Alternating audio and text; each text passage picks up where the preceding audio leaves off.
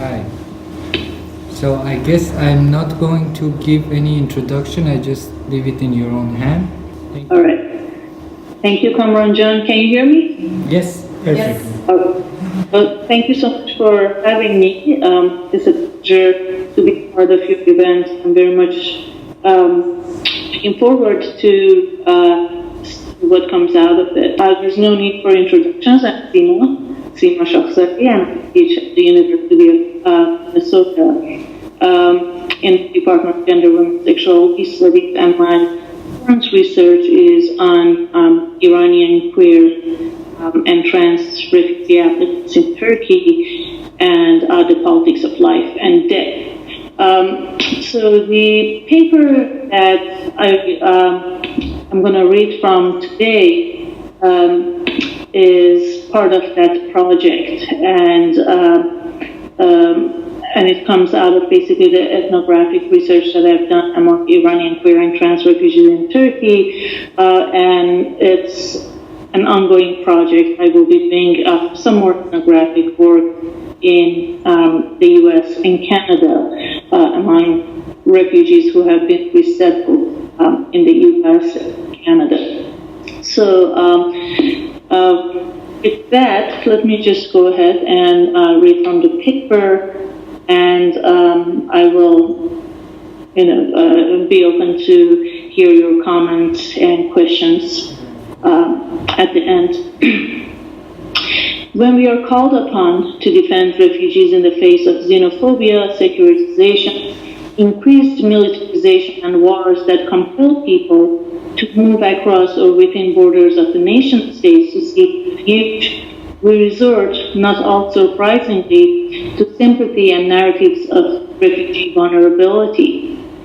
At the core, it is the subtracted human of refugee rights, the liberal juxtaposition of ontological subject of freedom and the genealogical subject of constraint that moves the sympathizers refugee suffering.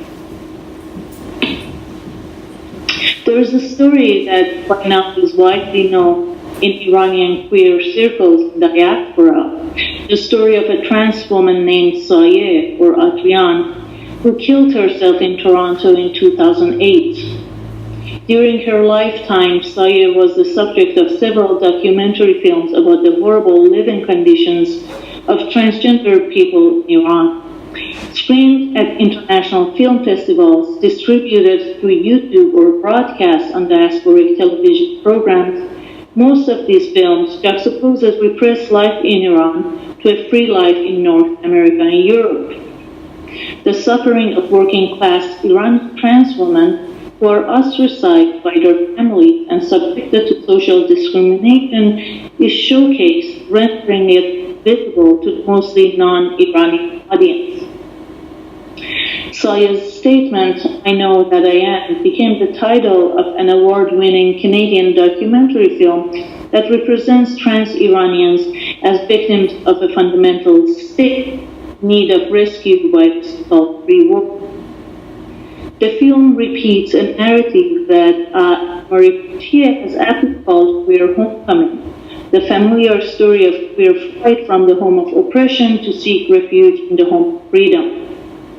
While transgender Iranians are constructed as powerless victims, the white Canadian immigration attorney in this film is depicted as a saint-like figure in a slow motion caption where images juxtapose subtitle lyrics that interpolate her as a savior angel. Not surprisingly, the image of a cleric is accompanied with lyrics that construct him as the unsympathetic enemy. It is interesting because literally, basically, the lawyer opens her hands and in a slow motion is interpolated as a savior angel. The cleric, whose image is juxtaposed to basically words that say, "Nobody hears my voice," is Hujjatul Islam Kariminia, whose dissertation was basically on making so-called sex reassignments and surgeries sanctioned by Islam. So he's known among some people as a trans rights activist in Iran. While in this film, Saya's life was represented as an example of the horrific situation of trans people in Iran, her story in Canada was never publicized in queer or mainstream media. Neither did her story of death in Canada make it to any documentary films. It was as if her suicide disrupted the usual narrative of refugee flight and rescue, pointing to the failure of the promise of freedom in a cosmopolitan gay destination. In fact, it took 5 years for her death, mentioned in another documentary, only to become a spectacle of suffering in Iranic, and the film is titled Out of Iran. It was in 2013, by Farid Jad. It was the silence around Saya's death that compelled me to ask which lives are representable, which deaths are unspoken, which queers are folded into life and which ones are left to die. My ethnographic research about necropolitical practices of refugee regimes in Turkey, where Iranian queer and trans refugees wait for the UNHCR to verify the truth of their refugee claims, is as much about death as it is about life. By telling stories otherwise, I hope to draw attention to the lack of proper healthcare, mental health services, and economic resources under the protection of rights in refugee destinations. These stories disrupt the usual narrative of leaving the home of oppression to arrive in new homes where freedom and prosperity seemingly abound. Of course, as Kamran has mentioned this in their project, Saya wasn't the only one who committed suicide in Turkey. Several other queer and trans refugee applicants or refugees have lost their lives, whether it is because they committed suicide or because of lack of health care, and that continues to be the case. What happens in Turkey, the in-between zone that demarcates Europe and its Asian underdog, the ambivalent space of rightlessness and rightfulness, where refugee claims are processed and refugee applicants reside temporarily, is haunted by the ghostly presence of refugees that maintain the two rights.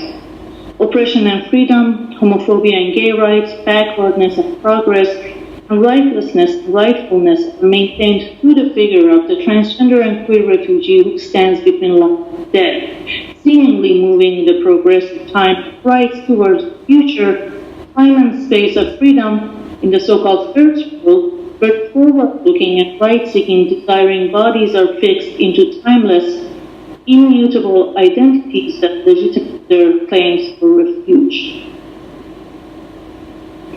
The geographical in-betweenness of Turkey, where non-European refugee applicants reside, are managed by refugee rights regimes, maintains the boundaries that separate the so-called East from the West. Paradoxically, becoming European in an ambivalent future, a desire that informs the immigration and human rights policy of the Turkish state, and its compliance with the disciplinary measures of the European Union does not render Turkey a safe haven for transgender and queer people. And even after a lengthy and exhausting period of waiting and transition in Turkey, the promise of rights and freedom in theological narratives of refugee discourse are not quite achievable for queer and trans refugees who arrive in the third country of asylum, which is often in North America or Europe. The story, of course, is not that different for racialized queer and trans people in so-called final refugee destinations or the third country of asylum, such as the United States or Canada. But it would be unimaginable for the UNHCR to grant refugee status, for example, to Black trans women, citizens of the United States, who are also targeted by violence and numerous murders in the U.S. And according to the definition of refugees, the state fails to protect its citizens, yet UNHCR is unlikely to recognize people of color and women of color, particularly trans women of color, as refugees. The act of remembering and mourning queer and trans death may disrupt the erasure of bodies that do not matter in the heteronormative division of lives into valued versus disposable ones. However, living with specters of the past is not just lived with the memory of the dead, but with the ghostly presence of living refugees who haunt the refugee regime without being organized into the realm of documentation. To conjure the specter of the refugee and compels one to narrate how conditions of queer and trans refugee life in Turkey or the third country of asylum engender a tempo of rights that lead to slow death in the in-between zone of, as Lauren Berland puts, ongoingness, getting by, and living on, where the structural inequalities are dispersed, pacing of their experience intermittent, often in phenomena not prone to capture by a consciousness organized by archives of memorable impact. To that end, in this talk, I focus on temporality in refugee rights discourses and practices, and explore the way that refugee rights as a temporally and spiritually contingent concept normalizes refugee subjects while managing the lives and deaths of different populations. I argue that temporality is deployed in two distinct yet related ways in the refugee rights discourse. First, the progressive movement of time in teleological narratives of freedom is contingent on the timelessness and immutability of queer and trans refugees' identity. Second, the progressive time of rights comes to a halt in the in-between zone of temporary refuge in processing zones such as Turkey, where refugees live a slow death in the sluggish tempo of rights. And lastly, the paradox of refugee rights, wherein refugees move in a linear progressive time while their sexual identities and their rights come to a halt, is connected to the spatial designation of rights and the geopolitical production and reception of refugees. So, excuse me. Let me tell you a little about the refugee process of refugee admission and recognition process. According to the UNHCR, between 2011 and 2017, Turkey received over 387,000 non-Syrian asylum applications, mostly from Afghanistan, Iraq, and Iran. Turkey extends protection under the 1951 United Nations Convention relating to the status of refugees only to persons originating in Europe. However, the Turkish government allows non-European asylum seekers to remain in Turkey temporarily while their refugee recognition and resettlement cases are pending with the UNHCR offices in Turkey. Most non-Syrian refugee applicants in Turkey are resettled in a third country of asylum, such as Canada, the US, Australia, and sometimes European countries. The significant surge in the number of non-Syrian asylum applications in Turkey in recent years, in comparison to 77,000 applications that were received between 1995 and 2010, is mainly due to a sectarian violence in Iraq and the economic sanctions on Iran. The 2009 tightening of the economic sanctions on Iran has affected many working-class Iranian citizens and 2.5 million Afghan refugees who have resided in Iran for decades. So with with the sanctions, with the tightening of sanctions in 2009, and again, the way that Trump's administration has reinstated those sanctions, the Iranian state is not as generous, of course, especially to people who are in the margins of the society, queer and trans people who use, especially trans people, not queer people particularly, but trans people who used to get subsidies for their surgeries, basically lost a significant amount of those subsidies, and that is the main reason for many trans refugees to come to Turkey, because basically they often say that they had no future in Iran. So it is exactly because of the sanctions that many people were forced to leave Iran, including Afghan refugees, are also targeted or affected mostly by the sanctions, economic sanctions on Iran. So a lot of people are actually economic refugees, and the UNHCR knows that, but there is no category that recognizes economic refugees. The increased number of asylum applications has resulted in a backlog of pending cases in the UNHCR offices in Turkey, thus significantly lengthening the bureaucratic process. Upon registration with the UNHCR, the applicants are assigned to small satellite cities where they are registered by the Turkish police and are required to stay during the time that they are interviewed by the UNHCR and the embassy of the country of asylum. If approved as refugees, they're allowed to apply for resettlement in a third country of asylum. Due to the case backlog, registration and assignment to small satellite towns by the UNHCR's partner NGOs, also in the case of Turkey, and interview with the Turkish government's immigration office, interviews with the UNHCR for refugee status determination, and interviews with the third country of asylum take several years. During this long waiting period, asylum seekers who often cannot work legally are required to pay for their own housing and living expenses. While in the recent years, the Turkish government has changed its policies to provide basic medical services to refugee applicants, which was non-existent before, these services are often difficult to access and do not respond to needs such as hormone replacement therapy, mental health services, and costly medical procedures. More recently, the Muslim ban in the U.S. has made resettlement for Iranian asylum applicants even harder, so people cannot really come to the U.S. So even people who had their tickets in hand, they had gone through, years of interviews with UNHCR, with the U.S. Embassy, doing their medical exam and so on and so forth, and finally had gotten their exit permit from the Turkish state. Their flights were basically canceled because of the Muslim ban, so they couldn't come here. Canada, same thing, because of the number of Syrian refugees that the Canadian government admitted.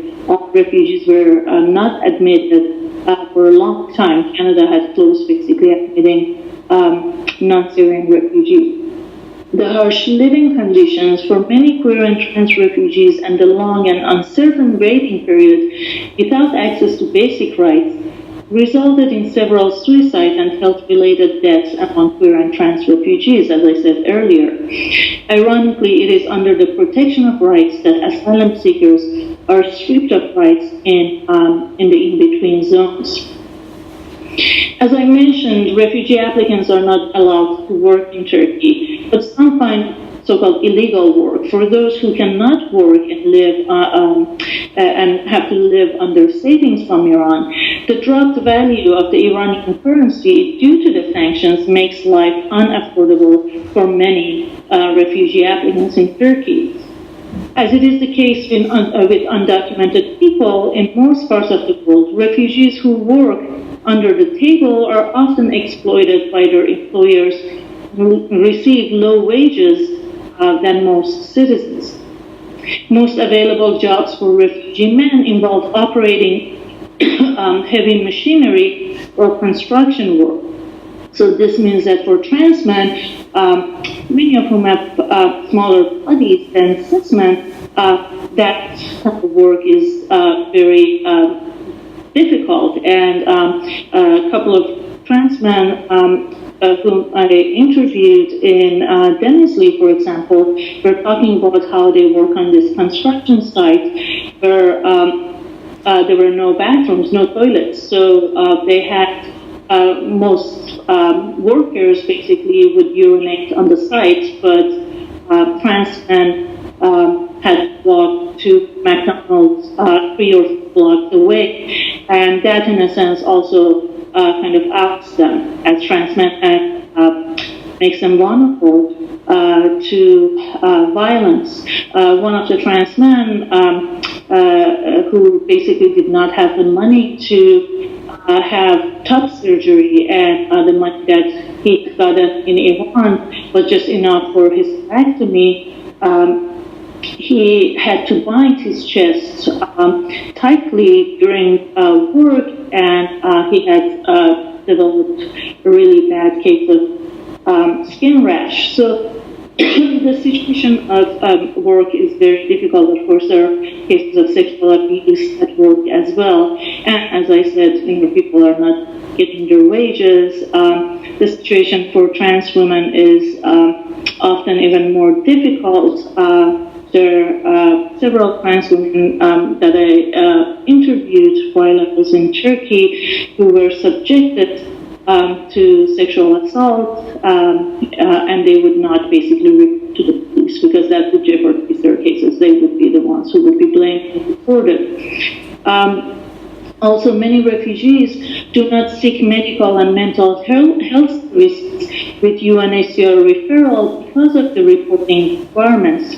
Immediately after UN-referred medical visits, refugees' medical report is submitted to the UNHCR and subsequently to the third country of asylum. This often prolongs refugees' resettlement processes as the third countries of asylum expect refugees with health issues to receive a reasonable number of treatment sessions before they are admitted. A UNHCR staff member told me that many Iranian queer and trans refugees suffer from mental health issues and depression because of the trauma that they have suffered in Iran. The UNHCR randomly orders medical and psychological evaluation by so-called experts for some queer and trans refugee applicants to verify their claims. While queer and trans refugees are pathologized, those suffering from depression because of an assumed repressed sexuality, which can then be set free upon arrival in the third country of asylum, Canada or the US, the conditions of refugee life, both in Turkey and the third country of asylum, which might lead to depression, suicide, and death from lack of healthcare and social services, are often erased in the refugee discourse. Frustrated with waiting for so long for his case to be processed, Ali, a gay man in Nevşehir, told me, "I'm not depressed because I'm gay. I'm depressed because I have been waiting for so long without any support. My interview is not for another 6 months." That was after 2 years of having waited. And I don't even know if I will pass. Nobody cares about how I'm going to make it here. I would be happier if I was dead, he told me. The UNHCR's insistence on unraveling the so-called truth of one's identity may in fact be the reason for some applicants to fabricate stories in order to pass the test of authenticity. Pejman, an Iranian gay man who has passed the UNHCR refugee test, told me, "I left because I was fed up with the situation in Iran. I knew that you could become a refugee for being gay. Many of my friends had left. I didn't have problems with the state for being gay, so I made up a story in my interview just to make sure that the UN would not reject me. But it doesn't mean that I didn't have a good reason to leave. In fact, the way that this, meaning the economic situation in Iran, is going, all 70 million Iranians have legitimate cases to become refugees." And this is, of course, not to say that queer and refugees or refugee applicants lie, or the situation of queer and trans folks in Iran is glorious. What I'm trying to say here is that the refugee regimes produces limited categories of refugee recognition and compel people to fit their stories into these available categories in order to pass these interviews. The UNHCR in Turkey processes the LGBTI cases relatively faster after Baha'i refugee cases, which is a totally different category, and with a low rejection rate. This has given asylum based on sexual orientation the so-called golden case reputation, while at the same time making these cases prone to allegations of fraud. Although the UNHCR staff members I interviewed acknowledged that so-called fake cases are rare, according to queer and trans refugees, some interviewers cross-examine refugee applicants, insinuating that they're lying about their sexuality. The UNHCR evaluates LGBTI claims based on the so-called truth of applicants' sexual identity. The purpose of the main interview is to decide whether one is really gay, really lesbian, really trans, or really bi. In order to test the truthfulness of one's claim, the UNHCR assesses the consistency of applicant's story, the alignment with the so-called country which is accumulated knowledge about human rights violations in the applicant's home country, and the authenticity of one's sexual identity. While the UNHCR officers are no longer supposed to ask intrusive questions, the right questions are about an applicant's personal life history and childhood, when the applicant started to feel different, the applicant's family reaction, and the applicant's experiences with the police and authorities in Iran. The assumptions of inherent homosexuality underlie the questions about childhood memories. Ali, gay man who I told you about in Nefshehir, who had been waiting for a couple of years to hear about the result of his interview, was worried that his reluctance in remembering his childhood memories might have given the interviewer the impression that he was not gay. He said, "How am I supposed to know how I felt about my sexuality as a child? Does everyone know from the time they're born that they're gay? Well, I didn't, and I still don't know how I felt as a child." End quote. UNHCR is not the only entity that prescribes essentialized LGBTI identities. NGOs and refugee applicants themselves participate in the process, thus keeping intact the normative notions of gender, sexuality, and desire.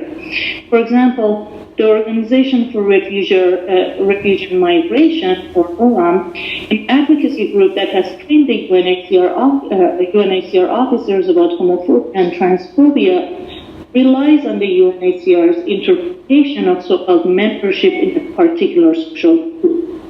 Membership in a particular social group, according to UNHCR, is interpreted as either sharing a characteristic that is, and I quote, immutable or fundamental to human dignity that one should not be compelled to forsake it, or a characteristic which makes the group cognizable or sets it apart from society at large. The characteristic will often be one which is innate, unchangeable, or which is otherwise fundamental to identity, conscience, or the exercise of one's human rights. That is according to Safe Haven, which is basically based on the definition by ORAM, quoting UNHCR. ORAM explains that gay men have the immutable characteristic of sexually or emotionally attracted to men and lesbians to women. Trans individuals' gender identity rather than their sexual orientation, ORAM explains, is viewed as immutable and fundamental to the person's identity.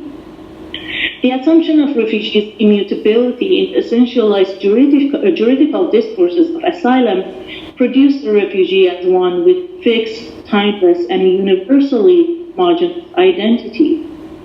It is inevitable that queer refugee applicants repeat essentialist notions of identity in order to fit the immutability of character, the criterion that qualifies gays, lesbians, and trans people as refugees. Applicants' narratives, their material conditions, and their multiple and complex subjectivities are reduced to rational and linear definitions in order to match acceptable immutable identity, defined and sanctioned by the refugee law and verified by some diasporic organizations that coach refugees proper ways to be dégagage or queer. Some of these organizations produce material to educate refugees on what constitutes authentic queerness based on, of course, Eurocentric notions of identity, and what counts as an egalitarian and healthy queer relationship. They go as far as sending verification letters to the UNHCR to validate or refute an applicant's claim to queerness. Perpetuating and advocating homonormativity, in Lisa Dugan's term, these organizations often consider sexuality in Iran to be backward, repressed, and in need of liberation. Excuse me. Refugees also participate in the regulations of sexuality, accusing those who do not fit the normative sexual and class conventions of fraud. Of course, the nature of the refugee rights process that tests refugees in order to separate the deserving from the undeserving, and the limited number of refugee resettlements lead to this sense of mistrust and competition. At times, refugees send letters to the UNHCR to report what they consider to be a case taghallubi or fraudulent case, because they believe that fake claims jeopardize their chances of passing and exploit their right to be granted a refugee status. This is also a very class concept. For example, one of the refugees whom I interviewed was not dressed very hip, and he looked very butch. So there were all these rumors about him having presented a fake case, but of course this was a different class concept of what it means to be queer. Contestations over legitimate and illegitimate queerness highlight the way that particular sexual identities are produced and regulated according to normative notions of race, class, and gender in a nexus that includes the UNHCR, queer NGOs, queer refugees, and states. These are not the only conventions that queer refugee applicants have to repeat convincingly without contradiction in multiple interviews. In order to present a successful and legitimate claim to asylum officers, applicants often repeat stories that inevitably demonize the home country, thus reproducing the so-called third world backwardness and barbarism versus first world freedom narratives. And Shirin Razak has made similar arguments in discussing the case of refugees in Canada.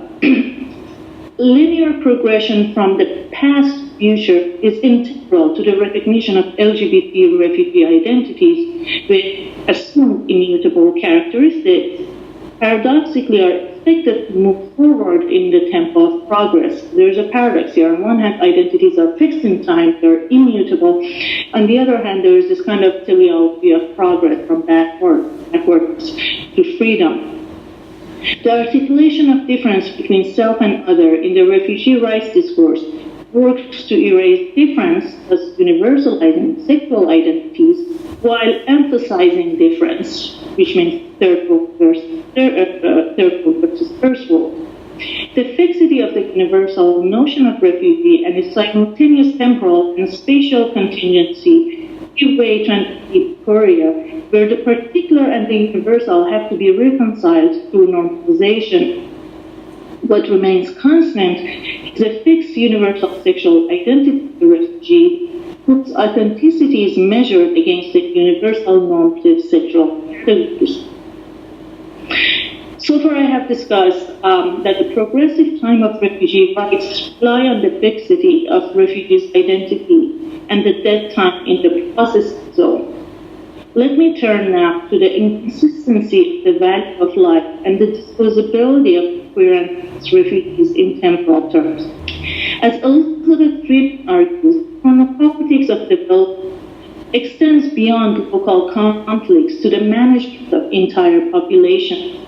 Both the state and the market produce biopolitical status relations not only through borders, establishment of private and public zones, and other strategies of spatial containment, but also and crucially through temporal mechanisms. Some groups have their needs and freedoms deferred and snatched away, and some don't. Freeman's notion of chronopolitics is quite useful in thinking about the refugee discourse. The recognition of one as a refugee who deserves protection and rights changes according to the temporal expansion and restriction of rights. Insofar as the time and space of rights are in tandem with the geopolitical clock and the interests of the international human rights regimes, the right refugee passes the test of recognition. The double movement of spatial difference and temporal difference of rights bring the abstract notion of rights into crisis. For Afghan refugees who were once recognized as deserving, the protection of rights have changed. They are now denied recognition when they, as they have become the excess of the rights-bearing subject, and as time of rights is out of joint. The UNHCR has stopped, this has been going on for several years now, they have stopped processing refugee cases altogether because the assumption is that when a son is liberated, you can go back home now. And that is not necessarily the case. Like I said, most of these Afghan refugees are the ones who are actually coming from Iran because of the sanctions, because their lives are no longer livable because of the economic situation. So they are trying to go to a third country of asylum in search of a better life. There is a vast difference between Afghan, Iranian, Iraqi, and Syrian refugees and asylum seekers in Turkey. This is not to point to the obvious difference in nationality, but temporal and spatial constitution of refugee categories in the international human rights regimes. Granted that the U.S. is a major contributor to UNHCR's program, it is likely that the decisions on refugee recognition are contingent on the relationship between the so-called country of origin and the United States at a given time. Just the way that the recognition of one as a refugee who deserves rights is contingent on time, Afghans were considered to be legitimate refugees at some point, they are no longer considered to be legitimate refugees. The location of violation is determinant in refugee recognition decisions. The same violation in the territory of the so-called liberating state may be dismissed as a crime committed by one individual against another. For example, as I mentioned, the transgender murders and anti-refugee violence in North Africa and Europe is seen as individual crimes. They're not seen as indicators of violation of human rights according to indices that divide the state into violators and protectors of rights. In practice, the 1951 Refugee Convention, the UNHCR definition of a refugee as someone who, quote, owing to a well-founded fear of being persecuted for reasons of race, religion, nationality, membership of a particular social group or political opinion is outside the country of his nationality and is unable to, or owing to such fear, is willing to avail himself of the protection of that country, end quote, does not apply to queer and trans refugees or citizens who are subjected to police violence, economic violence, and racism in the United States or Canada. The spatial designation of rights is further complicated in Turkey as an in-between processing zone where the binaries of West and East, freedom and oppression, civilized and backward, come to an uneasy tension. In order to prevent so-called illegal entry of refugee applicants to Europe, most Iranian queer and transgender refugee applicants and most refugees from Iran, Iraq, Syria, refugee applicants in general, are assigned to Denizli, Kayseri, Eskişehir, Nevşehir, and small towns that are far from cosmopolitan centers in Turkey. So they're far from also major ports that are near Europe.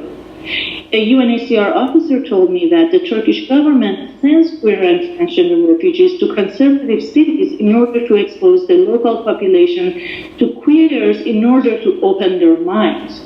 Considering Turkey's pending case with the European Union, where being gay-friendly marks progress, the strategy is a normalizing move to regulate and manage both the local population and the queer and trans refugees. Queer and trans refugees become the guinea pigs of civilizational projects that measure progress according to neoliberal tolerance for queerness in a desire for proximity to Europeanness. The placement of queer and trans refugees in conservative cities, which is paradoxical to claims of protection of rights of queer refugees, serves to prevent queers from crossing lines of public indecency and behaving normal in order to avoid tension in conservative towns, to train the homophobic locals in the regions of Turkey that are less European and less gay-friendly, and to expose this population to foreign queers and to keep the boundaries of Europe from the dangers of non-European refugee influx through Turkish borders. So, almost done. Everyday lives of refugee applicants who are exiled in the time warp of rights disrupt the linear movement of the progressive time of rights, pointing to disruptions, dead time, and life as death. Many queer and trans refugees experience in the process of recognition and settlement.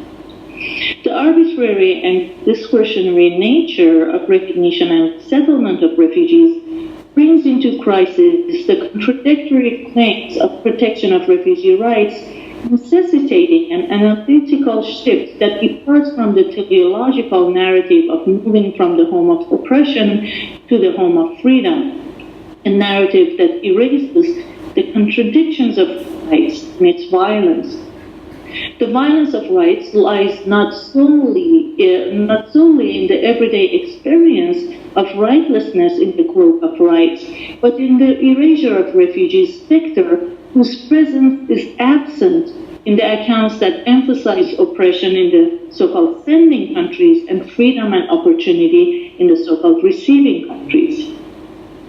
The harmonious flow of refugee rescue is disrupted when rightfulness and rightlessness come together in a temporal standstill, and where the protection of trans and queer refugees under the rhetoric of rights is tied to the management of life and death of different populations.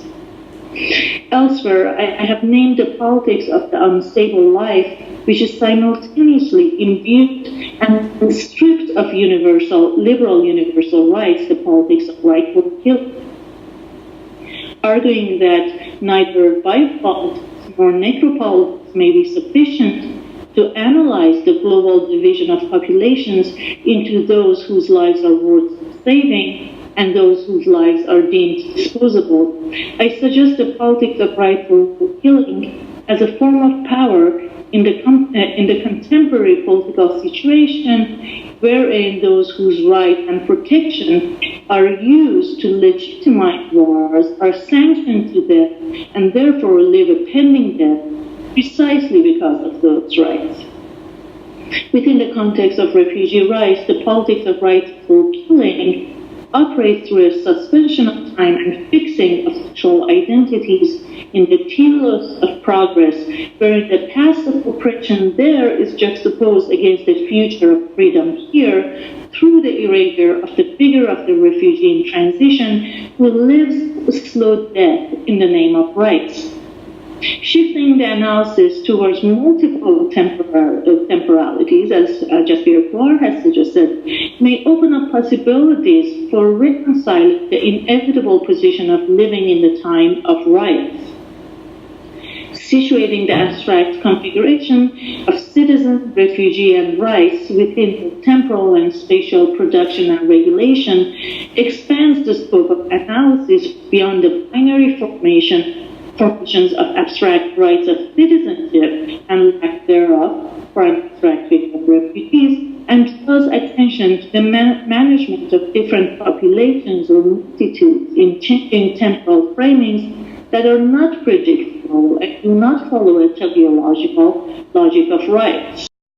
At the end, let me say that I'm well aware to recount stories of queer and transgender suffering under the protection of human rights regime poses a paradoxical dilemma. where narration of misery becomes the condition of possibility of both refugee claims and critical analysis of refugee rights discourses and practices. On one hand, refugees' claims to authenticity is contingent on the selective confessions of suffering. I am persecuted, therefore I need protection. On the other hand, stories of suffering sustain the hermeneutics of misdirection that ratify civilizational discourse of rescue and maintain binaries of freedom and oppression. By misdirection, I mean the affective politics and the political economy of production and deployment of misery in the refugee discourse. What is notable in the etymology of the term commiseration is the fact that misdirection is not a word on itself, but becomes a word as commiseration. The co, or its older form, come, in commiseration literally makes it into an act that requires an other, one who does the pity. The co in commiseration invokes both sameness through an affective register, I feel for you, and difference with distancing, I feel bad for you because you're not me. Put differently, co-commiseration elides the dynamics of power and the conditions of production of misery, always focus on elements of altruism, selflessness, and charity. The moral superiority of the one who commiserates is contingent on the embodiment of the miserable refugee who deserves feelings of sorrow and compassion. Charity in the form of refugee protection, whether it is through voluntarism, donations, or campaigns by the human rights regimes, diaspora queer organizations, or Christian and queer organizations that sponsor refugees, its ethical superiority to the one who commiserates by distracting from fundamental inequalities that produce refugees and misery in the first place. As a form of political branding, to borrow from Patricia Claw, refugee incites affective experience of freedom one has not had yet, but expects future activation and repetition. Branding the refugee as a charitable subject with a miserable past and a promising future that we in the first world seemingly enjoy, a future of freedoms which we give to the refugee, elides the role of the human security state in those and the neo-colonial and neoliberal technologies of subjectivation that produce refugees and make their life disposable in the first place. Misery moves emotively, haptically, and corporeally. Accounts of refugee suffering move some in first world locations to form, through refugee sponsorship, affective bonds that are at times celebrated as queer kinship and conviviality. These affective moves, through commiseration, are predicated upon the imagination of a shared queer identity, the teleology of progress, we are family, where the remembrance of a traumatic and miserable past of no future is the condition of possibility of the present, the promise of a utopian future. Misery moves. It moves the benevolent and exceptional agents of humanitarianism to save the refugee. And it moves the refugee across borders that criminalize somebody and hold others into life. Recognition is the criterion of moving and being moved. To be recognized is to make oneself visible as the spectacle of misery. To be recognized by the human rights regimes, the transitory state of refuge at the third country of asylum as queer, as transgender, as refugee, rely on temporally fixed notions of sexual identity that only become intelligible within a double move of distancing from a miserable past and proximity to a future of freedom. The dilemma of destabilizing narratives of refugee rescue lies in the fact that the lines of refugee advocacy and ethnographic fieldwork of frauds, I would say, are too. The difficulty presents itself excuse me, presents itself when one is faced with the fact that in order to advocate on behalf of refugees, one needs to repeat the rescue narratives, or at least not to critique or refute them so that refugee cases are not jeopardized. Could it be that as long as refugee regimes operate within the framework of rights, victimhood remains an inevitable strategic element of refugee advocacy and scholarship? This is a dilemma that points to an impossibility in a time when refugee regimes, full security, humanitarianism, freedom, suffering, market logic, and geopolitics, a global assemblage that moves bodies in and out of life and death. Thank you.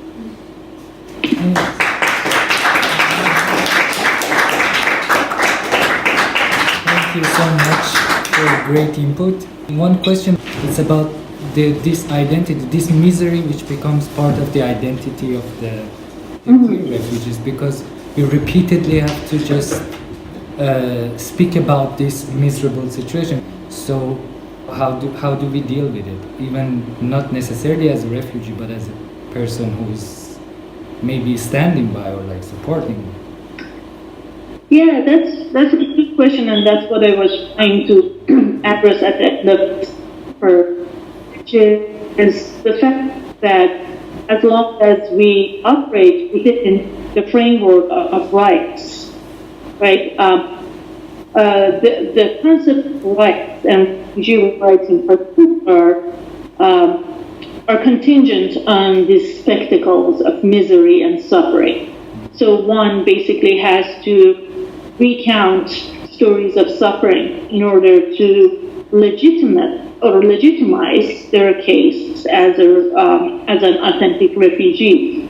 So I don't have a solution. You asked for a solution. I think the solution would be to think creatively outside of the framework of rights, because, as I said, for several reasons, one being basically geopolitical ramifications, because of the way that basically this question of rights doesn't do anything to address the inequalities and structures that produce misery and suffering and give rise to refugees. It doesn't do anything to undo that. It only reproduces that. So, like I said, I don't have a solution, but the only way that I can think we can move beyond this is to step back and see whether rights is the solution or the framework to think through these concepts. So, if anyone has any question? I just have a question. Is the text that you just wrote, is it published somewhere which we have access to? Yeah, parts of this are published in the Journal of Sexualities, and it's actually a very ethnographic or descriptive piece that I wrote after coming back from doing field work in Turkey. So it has parts of it. It's called The Queer Climate of Death in Journal of Sexuality. The other parts that I integrated into this paper, Politics of Rightful Killing, is actually in my forthcoming book that is coming in 2019, and that is about the Iranian population in general, and not just queer and trans refugees. And the part about misery is will be published hopefully by next year in GLQ. But each speech, this talk is in a different publication. But the Journal of Sexualities is the one that has basically the bulk of ethnographic work. And I think, Kamran, you have probably read that one. Thank you so much for your time and thank you for having me. And Bye. Thank you. Bye.